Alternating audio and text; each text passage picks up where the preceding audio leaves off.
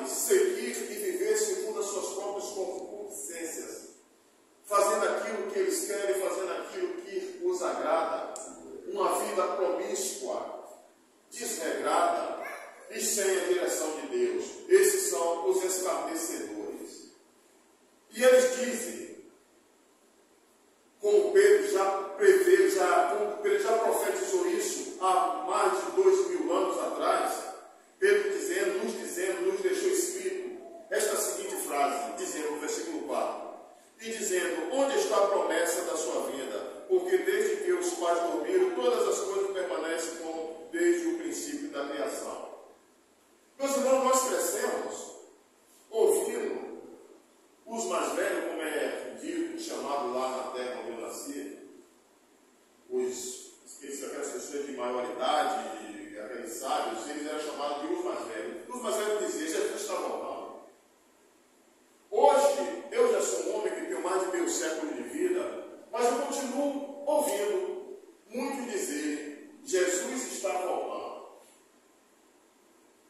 Mas Jesus ainda não retornou. Muitos escarnecedores começam a dizer por aí que a Bíblia ou se contradizem ou a Bíblia não é a palavra de Deus, porque Jesus não voltou ainda. Mas o que esses escarnecedores não entendem é que a palavra do Senhor, aqui no versículo 8, vai nos dizer que, mas amados, não ignores uma coisa, que um dia para o Senhor é como 1000 anos, e 1000 anos é como um dia. O tempo de Deus é o tempo Kairos. O tempo Kairos é um tempo que não pode ser medido. O nosso ele é medido porque é o tempo Cronos. Um dia para Deus é como 1000 anos, 1000 anos para Deus é como um dia. Quando Pedro escreveu isso na sua epístola, ele estava confirmando já uma palavra do profeta Moisés no Salmo 90. Como nós sabemos, o Salmo 90 foi um salmo escrito por Moisés. No versículo 4, o profeta vai dizer que um dia para Deus é como 1000 anos, 1000 anos para Deus é como um dia, mas ele vai mais além. Ele diz, 1000 anos para Deus é como uma vigília da noite. O que é uma vigília da noite?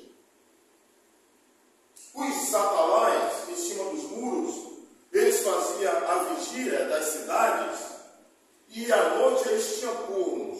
O primeiro começava 6 horas, ou 18 horas para nós, e ia até as 9. O segundo turno, a segunda vigília começava às 9 e até às 12. A terceira vigília começava às 12 e até às 3. E a quarta vigília começava às 3 e até às 6 da manhã.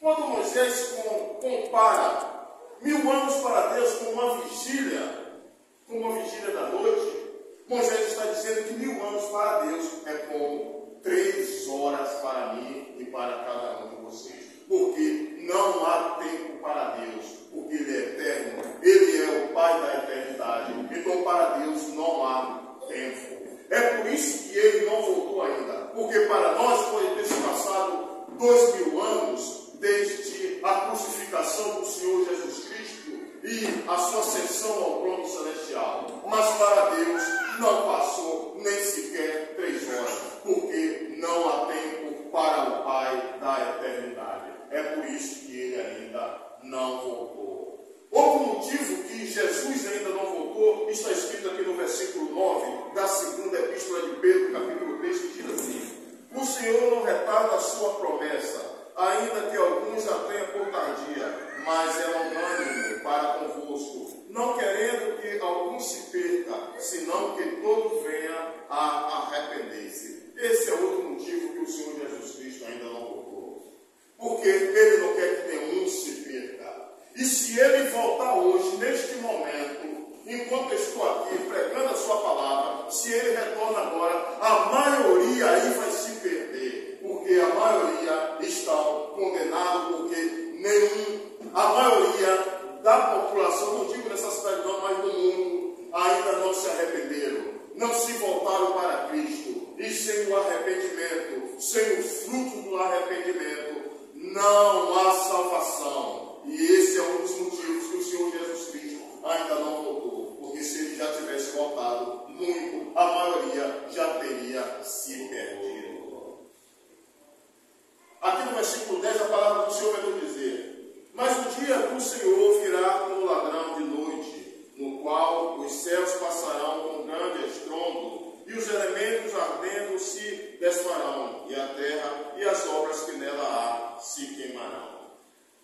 Aqui, meus amados queridos irmãos, o apóstolo Pedro, ele estava falando de um dia catastrófico. Um dia que o profeta Joel, no capítulo 2, versículo 30 e o versículo 31, Joel vai dizer que será um dia onde o sol vai esconder a sua luz, a lua vai se tornar vermelha como sangue. E Joel classifica no versículo 31 do capítulo 2 do livro que leva o seu nome como o terrível dia do Senhor, porque será o último dia da terra. Aqui no versículo 10, a palavra do Senhor nos fala algo que muita gente se confunde, porque aqui diz: mas o dia do Senhor virá como ladrão. Mas muita gente pensa que é o Senhor retornando como um ladrão, sem aviso, de maneira surpreendente. Também pode ser interpretado assim, mas aqui está falando é do dia do Senhor que virá como ladrão. Ou seja, meus amados irmãos, nós não temos como saber quando um ladrão vai invadir uma casa. Assim será o dia do Senhor, o terrível dia do Senhor virá de maneira surpreendente. E como ele virá? De maneira catastrófica. Porque Pedro está nos dizendo que tudo que está em cima vai descer. Os céus se desfarão. E no Salmo 102, versículo 25 em diante, vai nos dizer que passarão os céus e a terra, mas a palavra do Senhor, ela vai continuar. A palavra do Senhor, meus amados queridos irmãos, é o próprio Senhor Jesus Cristo. Ele é eterno. Hoje a ciência já reconhece que o Sol está envelhecendo, essa Terra está envelhecendo, a própria galáxia está envelhecendo, porque nada é eterno, só o Deus que nós servimos é eterno. E no dia do Senhor, os céus vão descer. Pedro fala que virá fogo de cima para baixo.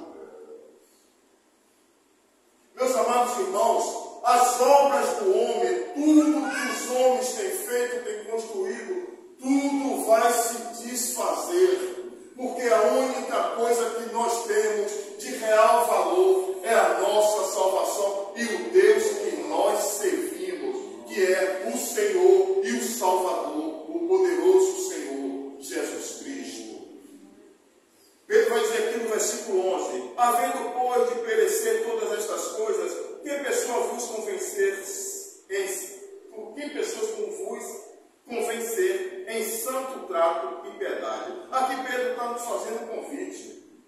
Se nós sabemos que tudo vai se desfazer, que tudo isso aqui vai se acabar, por que nós ainda insistimos com os nossos corações duros em não se converter ao Senhor Jesus Cristo, em não se voltar para o único que pode verdadeiramente nos salvar, nos livrar? Porque a palavra está dizendo